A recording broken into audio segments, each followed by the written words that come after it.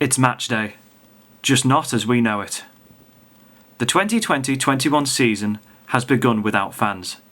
The COVID-19 pandemic has disrupted football across the UK as well as the globe. In the Premier League, 808,000 seats will be empty, costing the clubs competing millions. The strain has not only cost fans, but many people who rely on football for money and business have seen their income horrifically reduced. Many clubs have already had to furlough staff and cut costs. And even as football returns, the damage could continue to spread. One particular chairman told me just recently that in a particular month, I think it was in June, he had spent out £400,000 and brought in £6,000. Now, you don't have to be a mathematician to understand what sort of damage that can do and the fact that that can't go on. So I think what they've had to do is cut their cloth. Of course, the furloughing scheme from the government has helped many smaller clubs because they can put staff off because there's nothing for them to do at this point. But that's coming to an end. So the big issue is trying to find a way of getting fans back into the stadium. COVID not only affects the top clubs, but the bottom ones too. The 2019-20 campaign for amateur teams was voided, and the lockdown cost many clubs vital income. Some National League chairmen warned the government that without support, many of England's oldest clubs would quickly disappear. Our main source of income for a football club is your match day subs from the players, but also from the bar and the clubhouse, which with not playing football and with not opening the clubhouse, that pretty much all our revenue streams were ended really. We couldn't do what we'd normally do to bring money in, so we had to look different avenues through. Luckily there was some government funding we could apply for through the local authority, which was a massive help. But a part of that, with not being able to play football, the outgoings were reduced as well. So it balanced out to a degree, but it was definitely a challenge to try and get money into the club. Up to 300 people were forced into self-isolation during one charity football match in Fenhouse, Durham that allowed supporters in.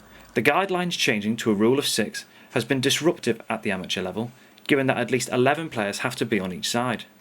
Confusion over training, crowd sizes and players meeting up in local lockdown areas has still not been fully addressed by either the government or the FA.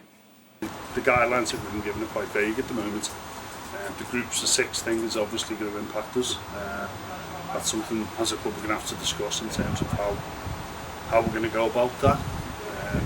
Obviously, are we going to be able to open the clubhouse at all? We don't know.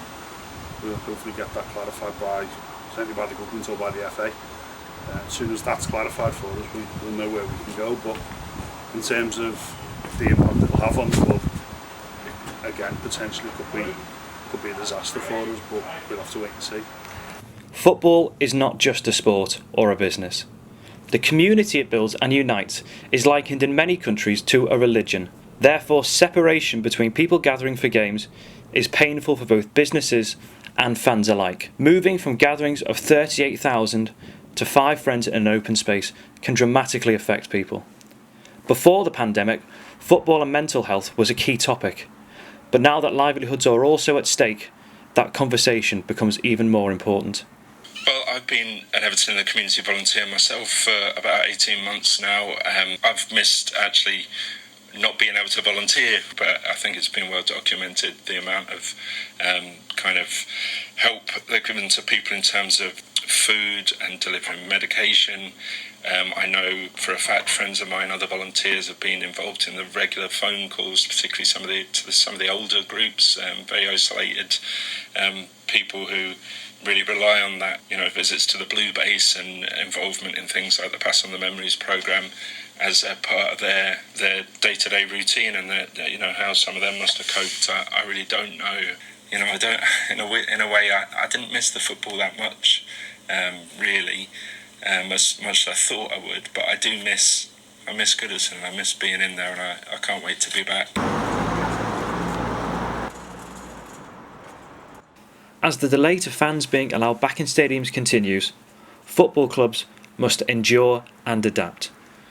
The businesses and industries that surround these clubs until that time are still at serious risk. The protection of the communities must always come first, and although the wait is a struggle, safety is the priority. But until fans are back in stadiums, the beautiful game isn't quite as beautiful.